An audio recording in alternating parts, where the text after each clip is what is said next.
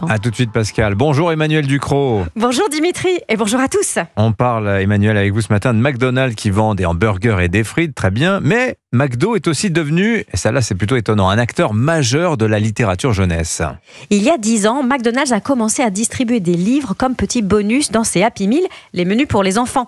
C'était l'alternative aux petits jouets en plastique inutile qui est de toute façon interdit en France depuis 2022 et la loi sur l'économie circulaire. McDonald's voulait être là où on ne l'attendait pas, c'est réussi. En 10 ans, l'enseigne de fast-food a distribué 150 millions de livres. Alors ça reste une initiative très française. À part au Portugal et en Autriche, ça n'existe nulle part ailleurs dans les filiales de la multinationale. Alors, McDo bouscule le monde de l'édition jeunesse, Emmanuel. Oui, McDonald's est devenu un des plus gros distributeurs de livres pour enfants en France.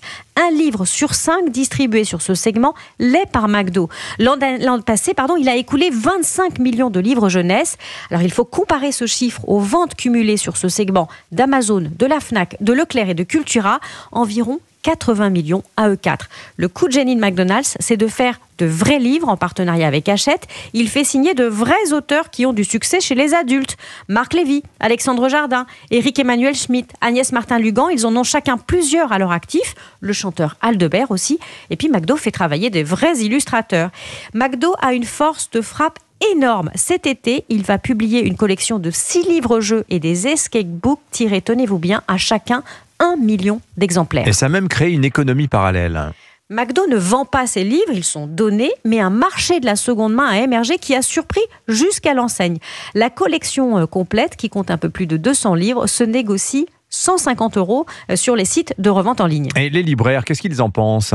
Ah ben non, un récent article de nos confrères de France Info faisait part de l'amertume d'un d'entre eux qui expliquait que l'initiative McDo dévalorisait le livre. Parce qu'un livre, ça s'achète, ça n'est pas une incitation à manger un hamburger.